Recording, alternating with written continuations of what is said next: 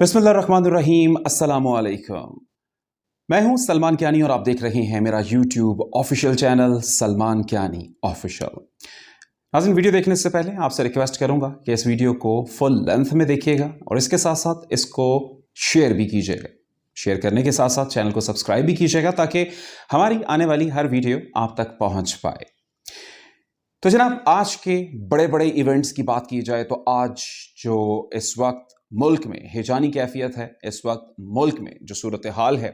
गो के कहा गया है कि नई हुकूमत आ चुकी है, सब कुछ अब नॉर्मलाइजेशन की तरफ जा रहा है, लेकिन यूं लगता है कि इंपोर्टेड गवर्नमेंट का ये टैग उसका पीछा नहीं छोड़ रहा और उसके साथ साथ किसी तौर पर भी हालात काबू में नहीं आ रहे। जहां पर एक जानिब हमें महंगाई नजर आती है, जहां पर एक जानिब हमें बिजली का शॉर्टफॉल नजर आता है और उसके साथ साथ हमें इस वक्त दहशतगर्दी का इफरीत भी सामने नजर आता है कि जहां पे ना सिर्फ एक तरफ चाइना के जो लोग हैं, चाइना के जो वर्कर्स हैं, उनको पाकिस्तान में निशाना बनाया जा रहा है, बल्कि उसके साथ साथ हमारी जो सिक्योरिटी फोर्सेस हैं उनको भी निशाना बनाया जा रहा है। तो आज बात की जाए चाइना के जो लोग थे उनको आज निशाना बनाया गया जामा कराची में, कि जहां पर एक खातून खुदकुश बमबार ने खुद को धमाके से उड़ा लिया और खुद को धमाके से उड़ाते वक्त अगर आप देखें तो उसका चेहरा बहुत वाज़ेह है। इस खातून की जो वीडियो है वो भी अब मंजरेआम पर आई है, सोशल मीडिया पर आई है और उसके साथ साथ अब इसकी पिक्चर भी जो है वो अब सोशल मीडिया पर नजर आ रही है लोगों को। इस औरत की बात की जाए तो ये BLA की जानिब से इस धमाके की जिम्मेदारी कबूल की गई और ये उसकी रुकन बताई जाती है। और एक और जो चीज़ इसमें देखने वाली है, जो इसका सबसे इंपॉर्टेंट और अफसोसनाक पहलू है, वो ये है कि बरे-सगीर की हिस्ट्री में पहली दफ़ा किसी खातून ने इस तरह से खुद को खुदकुश बमबार के तौर पर पेश किया और धमाके से उड़ाया है। ये देखने को तो बात मामूली लगती है, लेकिन आने वाले वक्त में इस हवाले से किस हद तक मुश्किलात हो जाएंगी, खास तौर पर कबायली इलाकों में रहने वाली खवातीन के लिए, ये सिर्फ अभी सोचा जा सकता है, क्योंकि सिक्योरिटी के मसाइल होंगे और वहाँ पे अब हर औरत, क्योंकि वो अपने आप को कवर्ड रखती हैं, अपना बुर्का जो है उसको इस्तेमाल करती हैं, तो अब हर औरत को शक की निगाह से देखा जाएगा और इस हवाले से अब सिक्योरिटी फोर्सेस को नई स्ट्रेटजी बनानी पड़ेगी और यकीनी तौर पर वहाँ पर मुश्किलात पैदा होंगी उन खवातीन के लिए।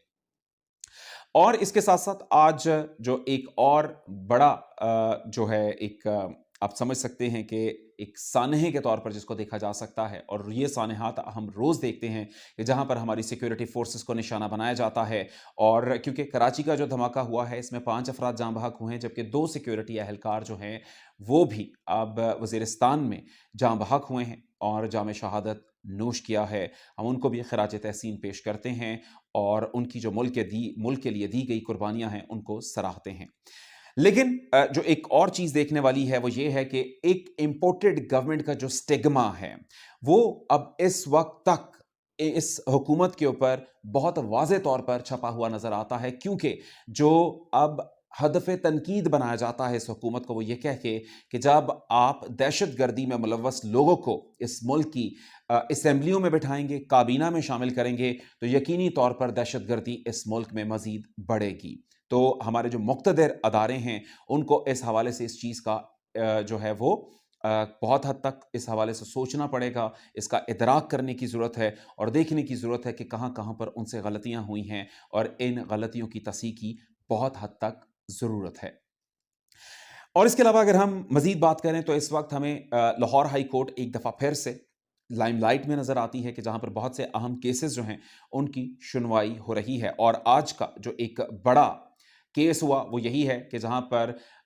वज़ीर आला की जो इस वक्त मनसब है उसके हवाले से जो हमज़ा शहबाज उस मनसब की जाने बढ़ते नज़र आते हैं, लेकिन यूँ लगता है कि PTI के जो कुछ लोग यहाँ पर मौजूद हैं, ख़ासतौर पर गवर्नर और सदर जो हैं, वो उनसे उस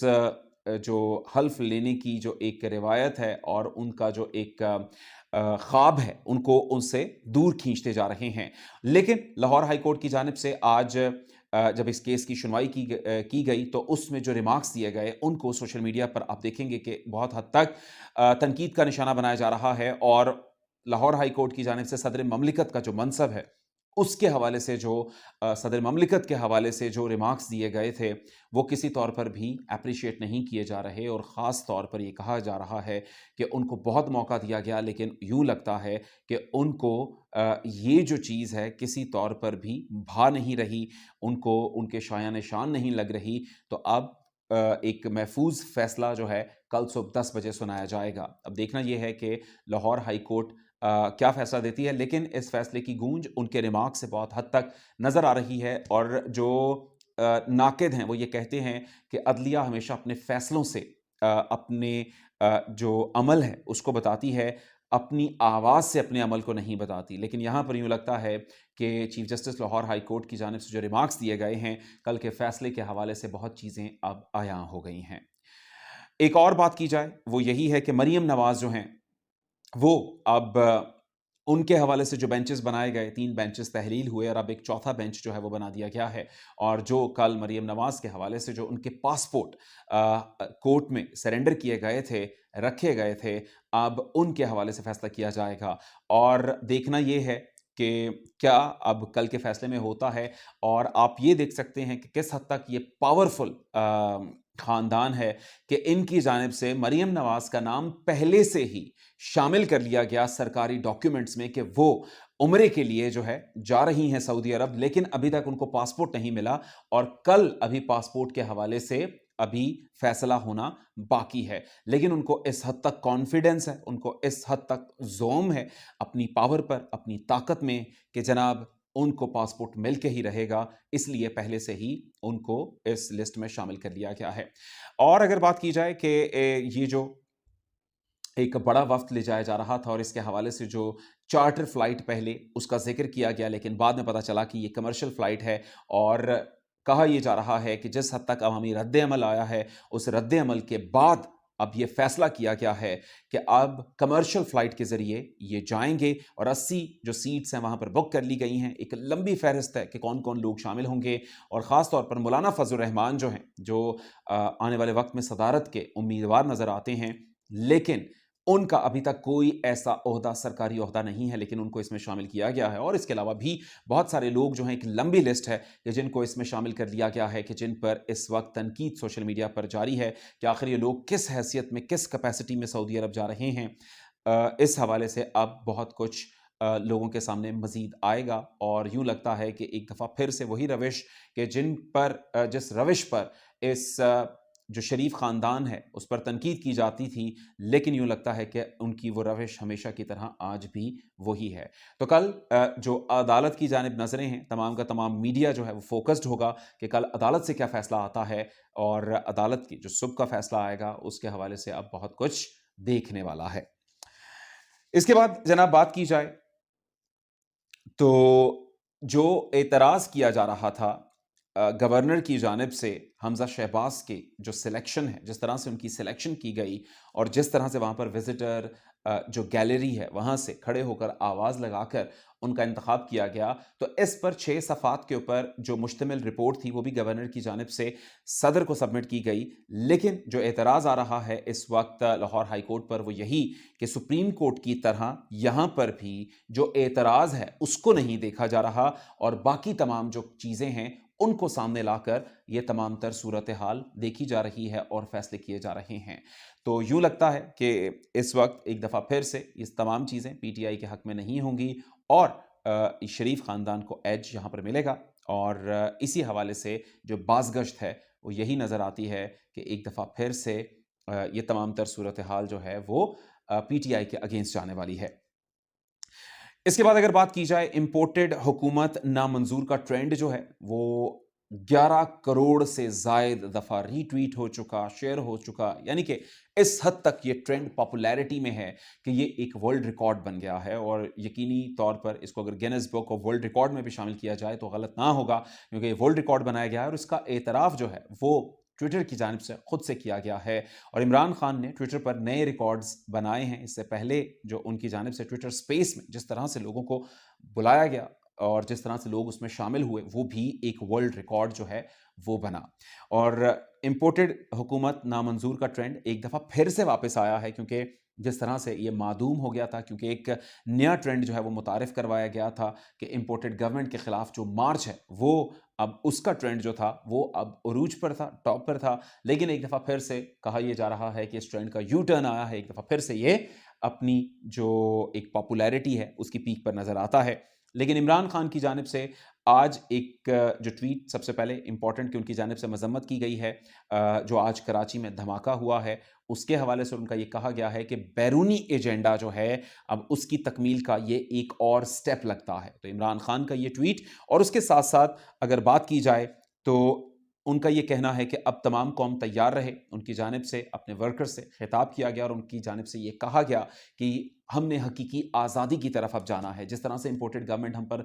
मसल्लत की गई है वो हमें किसी तौर पर कबूल नहीं है और हमें जल्द से जल्द इलेक्शंस करवाने हैं। और उनका ये कहना था कि कारकुनान तैयार रहें और इस्लामाबाद में